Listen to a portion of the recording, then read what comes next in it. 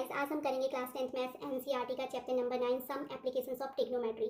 तो some applications of trigonometry से related exercise start करने से पहले हम कुछ इंपॉर्टेंट पॉइंट्स डिस्कस कर लेते हैं।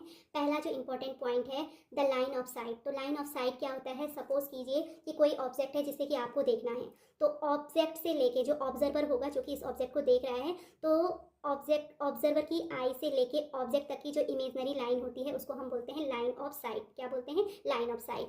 एंड देन हमारा है फर्स्ट जो इंपॉर्टेंट पॉइंट है इसमें इस चैप्टर में, वो है एंगल ऑफ एलिवेशन। तो एंगल ऑफ एलिवेशन किस केस में बनता है? जब हमें ऑब्जेक्ट को क्या करना होता है, देखने के लिए हम अपने हेड को ऊपर करते हैं, ठीक है, उस कंडीशन में हमारा एंगल ऑफ एलिवेशन बनता है। तो सपोज कीजिए इफ अ पर्सन स्टैंड, अगर कोई पर्सन खड़ा है एंड लुक्स अप, वो ऊपर देखता है at an object, the angle of elevation is the angle between the horizontal line.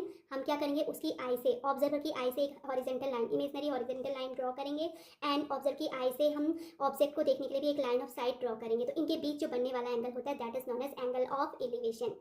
तो सबसे इंपॉर्टेंट फैक्ट क्या है इसमें? एंगल ऑफ एलिवेशन उस केस में बनता है जब पर्सन क्या करता है, अपने ऑब्जेक्ट को देखने के लिए अपने हेड को ऊपर करता है। Okay, repeat it again, the angle of elevation is the angle between the horizontal line of the side and the object. Okay, next important point है इसमें angle of depression. Angle of depression किस case में guys बनेगा? जब person क्या करेगा, object को देखने के लिए अपने हेड को नीचे डाउन करेगा, तो उस कंडीशन में आपका क्या बनेगा? एंगल ऑफ डिप्रेशन बनेगा। तो यहाँ पर भी आपने क्या करनी है, एक तो ऑब्जेक्ट से और अपनी ऑब्जर्वर की जो आई होगी वहाँ से इमेजनरी लाइन ड्रॉ करनी है, और दूसरा ऑब्जर्वर की आई से हम एक हॉरिजेंटल इमेजनरी लाइन ड्रॉ करेंगे। तो इनके बीच बनने वाला जो एंगल होगा वो एंगल ऑफ डिप्रेशन होगा। तो इसको हम अगेन रिपीट कर सकते हैं, if a person stand and looks down at an object, the angle of depression is the angle between the horizontal line of the side and the object. Okay, and जो ये हमारा chapter है इसकी help से हम क्या कर सकते हैं, हम एंगल ऑफ डिप्रेशन और एंगल ऑफ एलिवेशन की हेल्प से हम क्या कर सकते हैं, ऑब्जेक्ट की हाइट गेन कर सकते हैं, या किसी ऑब्जेक्ट की क्या कर सकते हैं, किसी डिफरेंट पॉइंट से उसकी डिस्टेंस फाइंड कर सकते हैं।